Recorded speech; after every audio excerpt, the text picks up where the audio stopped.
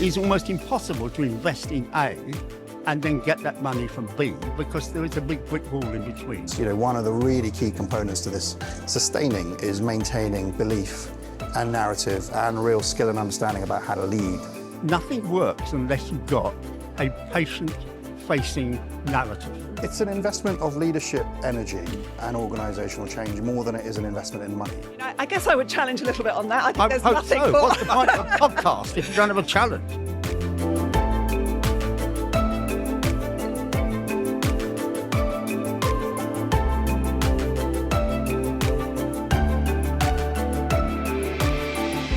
Hello and welcome to the Leading Improvement in Health and Care podcast. This podcast is coming from our dedicated podcast base here at Confed Expo. It's the morning of day one. Well, actually, it's just past morning, and the whole place is absolutely buzzing with energy.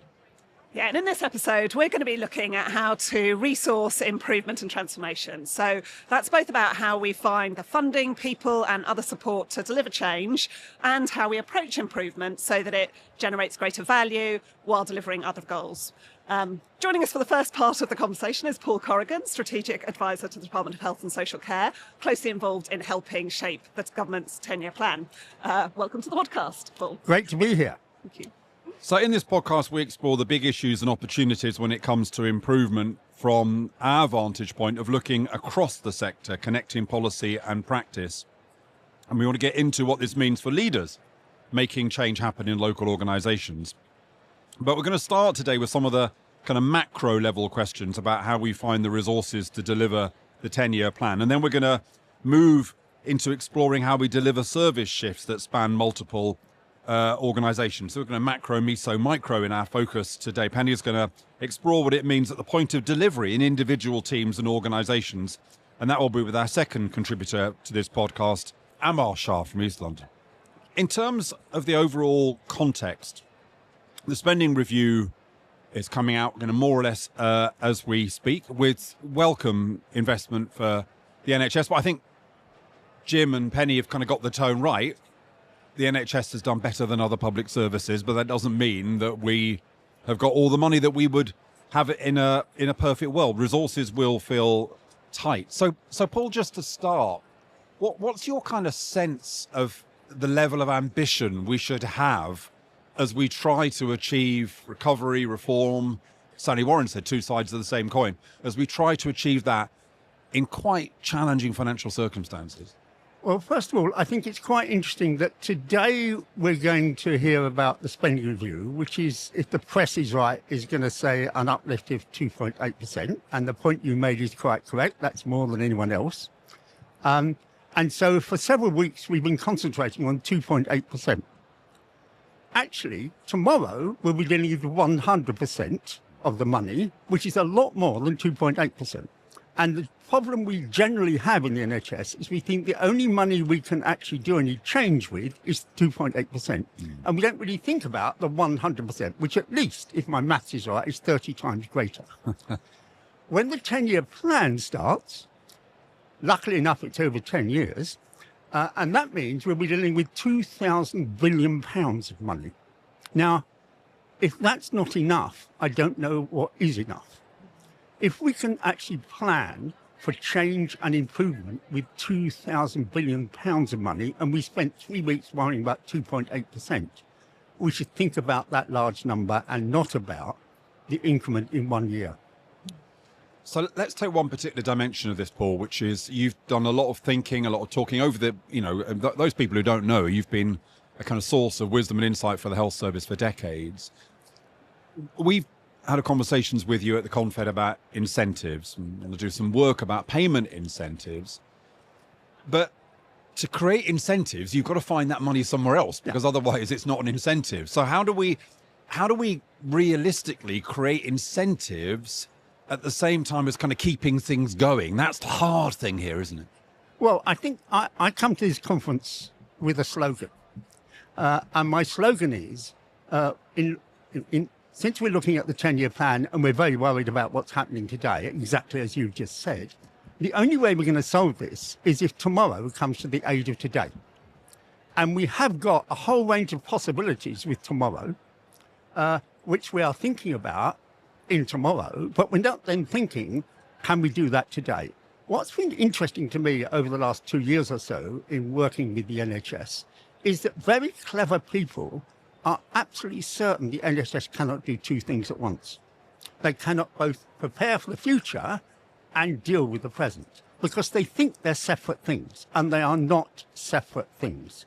So how we deal with, for example, waiting times is seen to be an immediate thing, and it's if we mustn't think about the future in dealing with waiting times, because it's an immediate thing. Actually, technology will transform the experience of passive waiting that we've created over the last 10 years into one of activity. So tomorrow can come to the age of it. And in terms of money, the way in which we have constructed expenditure in the health service in financial flows which actually do not flow between A and B, I mean, it is almost impossible to invest in A and then get that money from B, because there is a big brick wall in between. The money in B could be saved, a lot of money in emergency beds can be saved this year. In fact, if we were to do that, it's very important for the old people that end up in those emergency beds that this winter they don't go there. It's not just a money thing, it's a service thing. And if we say, oh, that'll take several years, it mustn't take several years for the sake of those older people, and it mustn't take several years for the sake of the money. But that will only work if we construct financial flows which make sure where the saving is can in some way flow back to where the expenditure is. So before Penny comes in, you spend a lot of time, Paul, out in the service. I know you're really informed by seeing that kind of practice. Give us an example of where you've seen tomorrow coming into today. Okay, so in Surrey, they have developed a completely different service for the frail elderly. There's 600 residential care homes in Surrey. So in sense, the nature of frail elderly services there is absolutely core. And they developed over several years a community-based frailty service, which does keep people in the homes, reduces the number of people going to emergency beds, and they did that in the existing financial flows. The hospital has recognised that is now serving them, and they give a bung back to the... It isn't a flow, but it's a recognition that if they can keep that service going, you can actually... Now, all over the country, there are lots and lots of very small examples of that working, where at the moment it's having to work against the financial system, and we need to construct a financial system that means it works with the financial system. Another example that we've talked about is Macmillan, and for example, using social investment as a model for end-of-life care. Say that's quite a large-scale example that Macmillan are able to do.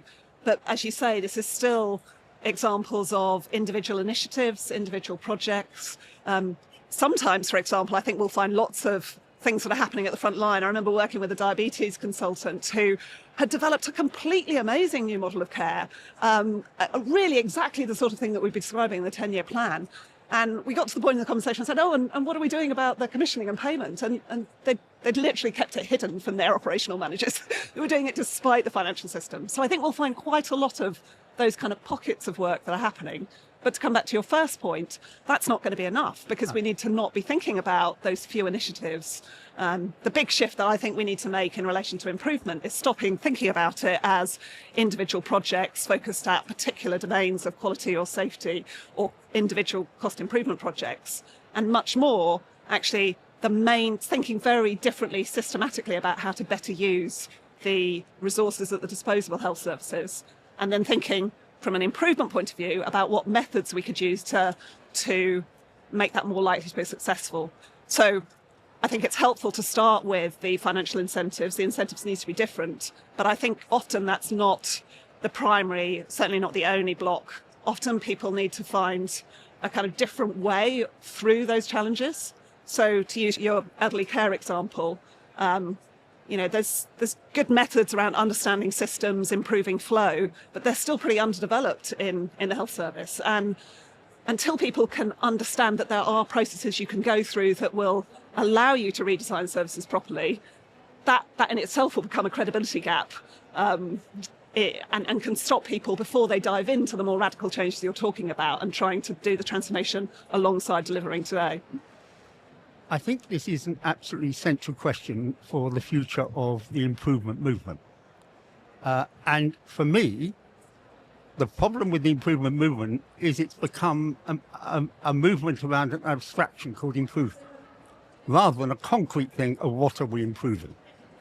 And the way to move the improvement movement to the centre of the NHS is to have it to deal with the central problems of the NHS and to give the improvement movement a task. And if it doesn't succeed in the task, it fails. It fails, as well as the NHS then failing. So if it's right, and actually there are these immediate problems of money and waiting times, then actually it seems to me organisations need to give the improvement movement those tasks and say, it's not abstract improvement work, we want you to improve one of these two things. And in doing that, in concentrating on something concrete rather than something abstract, I think my educational philosophy is people learn through the concrete and not through the abstract. I mean, I guess I would challenge a little bit on that. I think there's hope nothing so. more. What's the point of a podcast if you don't have a challenge? I'm going to bring you in just a moment. I didn't come along here to agree with you, Penny. I would expect nothing less. No. I guess just to say, I think improvement is pretty pragmatic and focused on doing the work of solving particular challenges and helping clinical and operational teams to do that. If it's not doing that, then it's perhaps not improvement. Now, there obviously is a layer that sits on above that talks in more abstract terms about how we're going to achieve to do it, but that's not the real work of improvement. That's not the main reason I wanted to object to what you were saying, though, which is that I think we need to go a little bit further. Even in thinking about the improvement movement and a set of improvement specialists over here, that in a way cuts against this idea that actually we need transformation as the mainstream business of organisations and systems. I mean, I guess that's partly why it's exciting, the partnership that we've got between Q, Confed, NHS providers, actually starting to say the mainstream leadership of the NHS is embedding and thinking about their responsibility for improvement. And then, yes, you'll have some improvement specialists, but the improvement movement needs to be all of us. It's not just this group of people over here. So let me ask you both a question, going off the script. Who needs a script? I just want to give you an example, Paul, of something I came across yesterday, and I was interested in your reflections around the role of improvement in a challenge like this. So I, yesterday, visited Specsavers in Sale. Greater Manchester has an optometry contract for the whole area, which is great. But one of the things they were saying to me there was that there really isn't any reason now why glaucoma should be treated in outpatients clinics in hospitals. It's perfectly possible for opticians to be upskilled, perfectly possible for them to prescribe the drops, and actually we need to be getting to glaucoma earlier, because you get to it earlier, you can help. Now, why do we not do that? Well, we can imagine some of the reasons. There'll be a little bit of kind of professional defensiveness from certain quarters. If you're in a hospital and you've got budgetary issues, glaucoma is probably a profitable bit of work for you. You know, it's quite fast turnover, you get paid for it. Quite a lot of people end up going to A&E with eye problems. It was even suggested to me hospitals won't necessarily be opposed to that because they're quite easy problems to solve and it helps you with your 4-hour target. So my kind of challenge here, I know it's completely unfair, is when you think of a problem like that, we could just do this better and cheaper, better for patients, but there's things in the system that are kind of locking it. What's the role, first I'll ask you, Penny, and then Paul, what's the role of improvement in unlocking a hard problem like that? Yeah. I mean, firstly, I guess it gives you a kind of language and a process for getting groups of people together to say, what's the best thing here for the patient, and to really surface some of those things that we know are happening. But until we actually map them out and explicitly show the impact that that's having, it becomes quite difficult to have the resolute commitment and then actually follow through. Now, some things, like the example you give, those might be set at a kind of national level. I think part of the challenge with improvement is that we've tended to think almost too much can be solved at the front line. In fact, a frontline perspective is critical, but actually a lot of these problems, if they are about national funding models, then we need to solve the problem at that level. Actually, in fact, an awful lot of the problems that you face within that particular thing, glaucoma care, for example, that will be one of multiple problems that actually need to be addressed in order to shift the kind of practice around the care model. So back to what you were saying previously, if you can bring people together, you can give them a system analysis so that they can understand what the problem is. The most critical thing is that you actually then give them a path to making change happen. And so it is, if you take that as an example, is how you mobilise the people that at the moment are doing X, that you want to do Y, and in your case, in a totally different location. Yeah. And for that, I think you need a whole range of change incentives. We were just talking before, some of which are external, which are to do with money, some of which are external, internal, which is the way in which HR deals with that, and at the moment it deals with it very badly. Some of it are, again, external into so a clinical excellence award. When Specsavers gets a clinical excellence award, other people think, ooh, that's a way of getting a clinical excellence award. And at the moment, we don't think about that because we think that's a different sort of thing. But actually, those are the range of incentives. And that then, for me, I always start from my previous experience with the NHS, that nothing works unless you've got a patient-facing narrative. Why are we doing this? And it's not that that means, everyone suddenly do it for that moral reason. But without that moral reason, people stumble around with external incentives and don't really know the belief. So in a sense, the number of people with eye problems going into A&E is a moral incentive. Why are we putting up with that? Other moral incentives, you mentioned Macmillan, 58% of the money spent on the care in the last year of life is unplanned care. That means somehow or another we have a system which is surprised, because it's unplanned, that in the last year of life you need care. Yes. That is very odd. Over the age of 90, the numbers of people going into A&E are about 90%, not of the whole population, but it's a very large proportion of people. We're surprised at the age of 90 that people need care. This is a system which actually, when you start to talk to people about that, they recognise the scale of change is absolutely imperative. Often we get stuck when we're making the case for investment for improvement efforts. Sometimes we're either a bit too hesitant about making any claims around a financial return, or we go the other way and we feel pressure to make such, heroic, ambitious claims about what the cash releasing savings might be that, they fail to deliver, and that then leaves a kind of legacy of scepticism.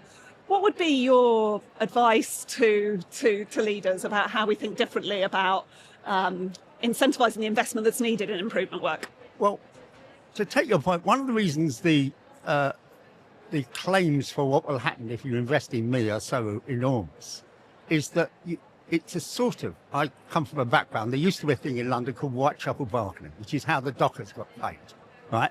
And so you come in and say, give us 30 quid, and someone say 3p, and you work it out in that particular way. And that is the way in which, by and large, if I will make a return on investment of 5%, or 50%, then actually, if it comes down, I think the way to get this incentive right is you will only get paid if you make a return on investment.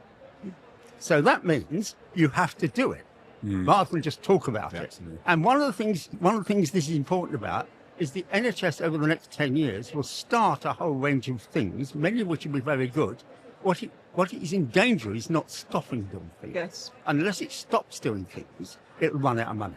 So I completely agree. We need to get much better at learning to stop things and recognise that's partly a technical operational issue, but going back to what we were talking about previously, it's also about clinical teams, individuals letting go and adjusting very cherished care models and trusting that the future is going to provide a good option for their colleagues as well as for their patients. But I think we need to design improvement and innovation differently. So I think, one of my cliches is that if I had £1 for every time someone could show me something that reduced demand, I'd be a millionaire. And if I had and then nobody in £1 for anyone in a hospital who could say, we've got a bit of spare capacity now because they've reduced demand, I couldn't buy a pint even in York. So, we've got to start designing these interventions across whole pathways. And you've got to say, it's no good telling us you've reduced demand unless you can show me you've released capacity up here, which can then go back round and we can start to create a feedback loop. Yeah. Why have we been so bad at that, Paul? Well, back to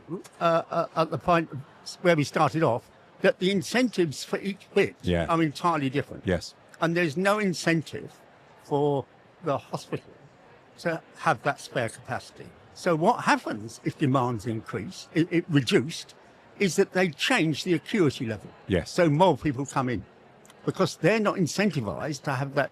So because they're kind people, there's somebody ill at the door, they let them in. Yeah. And if they are not as ill as someone they let in last week, they don't notice that. And so the acuity level at the door, there needs to be an incentive to keep that vacant.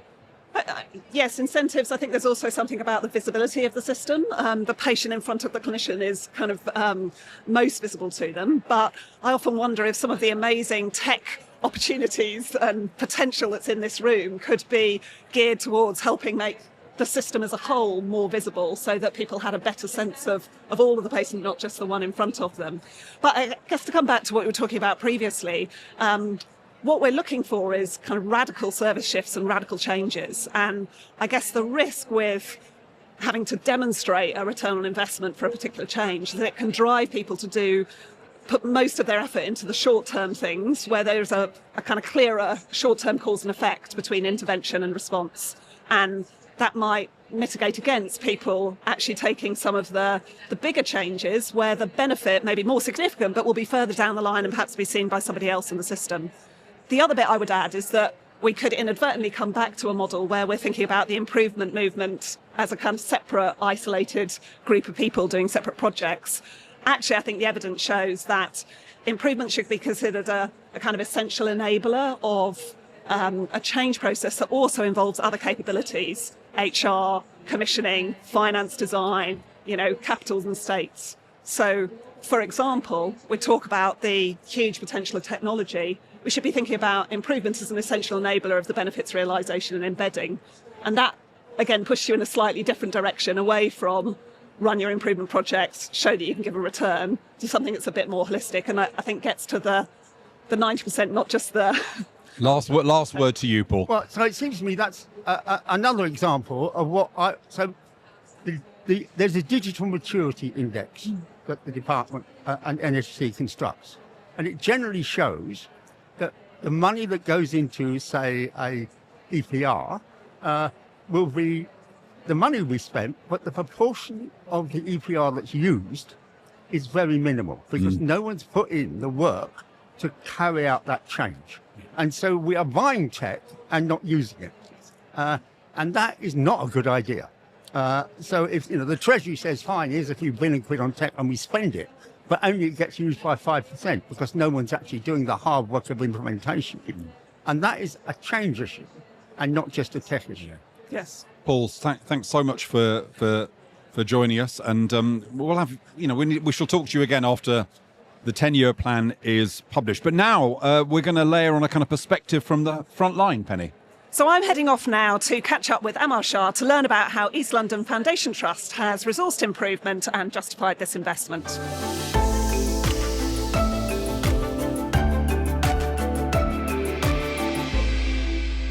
So, Amar, we've been talking about how to incentivise improvement efforts from a kind of national perspective. So you've worked at all levels in the health system, but for this conversation, I'm particularly keen to learn from you about how ELFT has approached resourcing improvement over the years. So let's bring the conversation in this podcast back to the point of care where see most change is delivered and benefits for patients. What have you learned you need to wrap around frontline teams to implement improvements? And what can you expect when you get that right? Well, improvement is inherently local. So even when you're thinking about national or system or regional level, you still need to think about what you're going to be able to wrap around the people that are actually best placed to do the improvement work. And over the last decade or more, what we've learned is that there are certain ingredients that people need to have around them to give them the best chance of success. And we've worked out that improvement skill needs to be as close as possible to where improvement's happening. So we've originally started with a central team of improvers, but very quickly, within the first year, back in 2015, realised that wasn't going to be sufficient. It wasn't close enough, not accessible enough. And the relationships were never going to be strong enough from a central team. So we've built a distributed network of improvement coaches, over 200 of them now, so that they are the first line of support. When a team wants to improve, they have someone close at hand who they know, who maybe works in a neighbouring team, who has a little bit of time ring-fenced in their job plan to support them. But improvement support is not enough. They also need a leader who is responsible and accountable for that part of the system to be playing a much closer role as a sponsor. They also need a way to support patients and service users to get involved, because that's not always easy. And they need a place where they can come together and learn. So for me, those are the 4 ingredients. Improvement support, really close leadership, sponsorship, a way to help get patients and carers involved in the work, and a learning forum where they can come and problem solve together and share their successes. That's a pretty significant investment as an organisation in that way of working. How have you justified and thought It's an about that? investment of leadership, energy, and organisational change more than it is an investment in money. So you're right that we had to invest in some capacity from an organisational perspective to have some expertise to guide and advise and coach the organisation and all of our clinical leaders and teams through this. But actually most of the investment is coming from people who are just using their time in a different way. So this distributed network of 200 coaches, there's no extra money for that. It's a virtuous cycle of leaders recognising the value of improvement and investing time from their own people to develop into improvement coaches and give a little bit of time, maybe 2 or 3 hours a week, to this sort of pursuit. Okay. And then how do you think about productivity goals within that improvement work?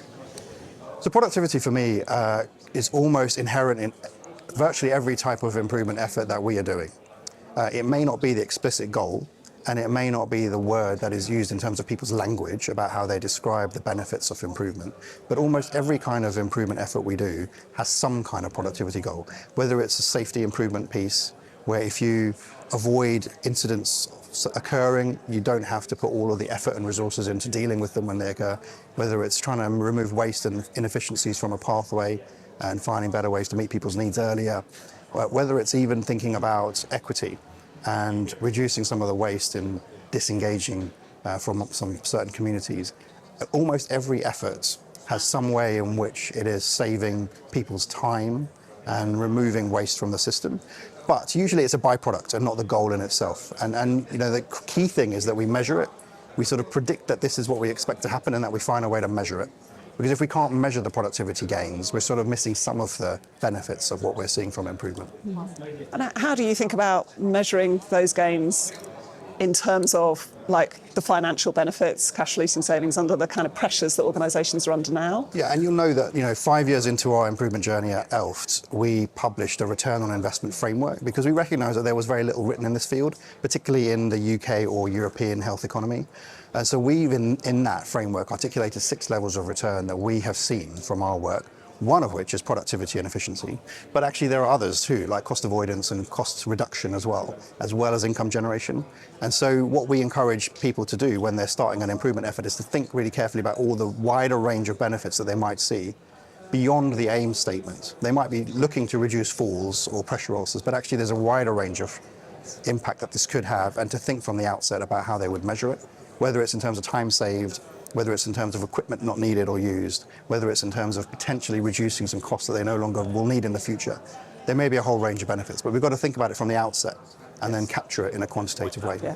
We may have got into a bit of a challenge in the improvement world where we've almost, for a long time, it was you weren't allowed to talk. You weren't allowed to talk about the money or the financial benefits. Yeah, that's where we began. When we began this, there was a lot of skepticism about this in 2013, 2014. And so we intentionally avoided talking about costs or efficiencies. But we realized very quickly that, our very first big effort around physical violence suddenly meant that all of our wards were managing within their budgets, and they'd never been able to do that. And we realized that there was an inextricable link between quality and cost, and we become more and more explicit about this. And ultimately, there's no other industry in the world, I think, where you have a management system or an improvement system purely around quality of service or product that doesn't also deliver on the cost requirements. So we are more and more explicit about using our method for both quality and cost. I mean, if we're not upfront about that, then we're not having an authentic conversation with staff. And in effect, you're doing your safety projects or your quality projects, and then in a separate activity, you're doing cost improvement work. It doesn't feel like and a true mainstream management system should deliver the strategic goals of the organisation. Yes. Now, you've got to remember, though, that not all cost reduction is going to be delivered through improvement methods. So there's a percentage of it that I think can be delivered through continuous improvement, and the rest will need to be delivered through other mechanisms like structural change, like reprocurement, those sorts of endeavours that aren't really quality improvement. Yeah. I mean, Matthew and I were talking with Paul about the need for improvement and transformation to become embedded as mainstream business. You were talking about a management system. So you've been on that journey in ELFT. How has that impacted how you're doing things differently now, how you're thinking about resources in a different way from before you were earlier on so a few key learning points for me is, one, I'm not sure you can begin this journey by thinking about an integrated management system. It's quite a big ask to think about integrating all of the pieces together from the outset. You have to start somewhere. And all of us have a management system. We have a way to do our work. We have a way to plan. We have a way to assure ourselves. The first step is really thinking about where's the balance we're playing across all of those components, and how could we better balance? Where do we really get the greatest gain? So we maybe need to think about pursuing a bit more effort on one area, and then thinking about joining the pieces up. Now, the key to all of this is leadership behaviours. And one of the risks of this is that leaders have views and a mindset about how to run an organisation and how to deliver. And with the transition we have in leaders, one of the really key components to this sustaining is maintaining belief and narrative and real skill and understanding about how to lead in this way. Now, that I think will mean that this sort of management system is never fully secure, because you're always thinking about transition. You're always thinking about when the belief might need some strengthening. So I think it's hard to say that this is ever going to be embedded. It's a constant pursuit. And linking that to our earlier conversation, I guess it's part of that leadership discussion, part of that leadership journey, the extent to which you think about having a quality management system or an overall organisational approach to quality alongside other aspects. I think every organisation needs to think about the language that will fit for their own culture. Now, for us, we talk about a management system, because I think if we started to introduce the word quality, our view is that it would disengage people who equally have opportunity to use the management system in pursuit of whatever they're working on, that they don't think has a natural fit with quality. Obviously, quality for me is the organising principle upon which the whole organisation should work. But it's the language is important, and thinking about how it fits. Yes, yeah, thank you. And many of the changes that we need to introduce, particularly thinking about the 10-year plan, they're going to span multiple organisations. They're going to involve thinking about value for the whole system rather than just for individual organisations. So where do you see the biggest challenges, the biggest opportunities when we start to think about improvement at that scale? Well, I mean, over the last decade, the field has changed considerably from, only a handful of organisations on this journey to now almost every provider organisation, at least somewhere on this journey of adopting improvement. And that means that the potential opportunity is perhaps greater now between organisations and across organisations than it is within single organisations. But obviously, to do that, you need to really think about the key components again, about leadership. Are we really truly leading in a common way that's going to support this kind of way of working? Are we creating the safety that enables people to learn and try changes differently? Have we got the data coming from different organisations to enable us to see where the opportunities and benefits might be? And are we learning and adopting a single methods and language around improvement? So for me, there are some ingredients that we need to build in the infrastructure if we're going to truly, really apply this at systems or across regions or even across the country. Yes, we really need both highly effective individual organisations that are feeling confident about their role in improving quality, and then for those organisations to be thinking in system terms and, as you say, to have the additional components that... And that's not easy, partly because, coming back to the resources question, how do we find the resource and skill to do that level of work? Because it's harder than doing it in a single organisation. And I don't think the approach of just simply drawing on the capacity that exists in providers is going to be enough, because that's the capacity needed to work within the organisation, there's probably not a lot of spare improvement capacity that can be deployed, and you need a certain greater level of skill, I think, and expertise to do this across organisations. Yes, and within Q we provide some mechanisms to help people think about pooling and sharing resource and skills across organisations, but I agree there's going to need something that's more substantive at greater scale and better resourced to enable the kind of change that's needed. Obviously there's a risk with the structural changes within ICSs in supporting that level of change. But the challenges are similar. If you just take one example of mental health, where we currently have a large programme involving every single mental health provider in the country, 200 wards all working together and learning together around improving culture of care on inpatient units. That's, for me, a real prototype of what it could be like if we adopted improvement at scale, bringing people together in learning communities. But it's required some time to build the infrastructure to be able to do that level of and scale of work. So this podcast is particularly thinking about the resourcing of improvement and the kind of investment case that needs to be made. And I guess when you're talking about larger system changes, the benefits are often seen over the longer term. They may be seen elsewhere in the system from the place where people put in the work. Do you have any reflections about what might be most helpful, both at local level and nationally, to help us make the investment case for improvement work at system level? Well, I think the case is strong, and it's growing all the time, and I think belief in improvement is also growing. Two just examples of how that's playing out is the really large-scale operational improvement training, which is aiming to reach almost all Band 6 to 8As and clinical equivalents of that across the whole country in the next year. That's improvement training of a scale that we've never really done in this country. Another really good example of people believing that this is the right approach is the board and executive development that we're just about to commission and then roll out over the next 3 years, recognising how important leadership behaviours really are. So I think people are believing that this is a way to solve some of our most complex challenges in the health and care environment. The real opportunity is to think about stability and constancy of purpose, as Deming would have said. We've got to maintain constancy of this for a decade or more to give it any chance of embedding and becoming the go-to way for people to solve problems. And that's what we've had to do at ELFT. It's not by accident that it's taken us this many years to really feel like it's our way of working and our way of solving problems. So people will start with some belief, but say with that exposure to the tools and methods and examples that will come through the training that you've talked about, and then the opportunity to put it into practice, that's when that kind of belief and confidence will grow to the scale that we've talked about. Yeah, and I think as an improvement community, we need to get better at measuring the benefits and demonstrating the return on the investment. It's not enough to just work on projects that show isolated impact. We've got to then be able to demonstrate improvement at scale. And that takes a level of skill, again, in thinking about design and the infrastructure you need. But unless we can demonstrate we can do this at scale across an organisation, and that is hard, it's really difficult to then make the case that we can do it across a whole system or a whole region. Yeah. Can I ask you one final question? What do you think would be most hopeful, you might most hope for in the 10-year plan when it comes out to give this work a boost? Goodness, I hope that the 10-year plan reinforces the mindset that problems are best solved through people who have true lived and learned experience of what doesn't work and what might work better.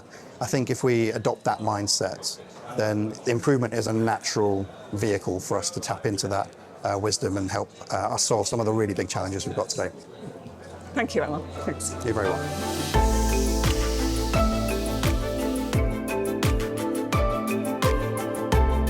We're back here now in the Confed podcast studio to wrap up this episode. Thank you to Paul Corrigan and to Amar Shah, our contributors to this episode, to our audience who've been listening rapt to the conversation as we record this at Confed Expo. You can find links in the show notes to discover more about the issues that we've discussed. And if you liked what you heard, please share it with others. See you next time. Bye.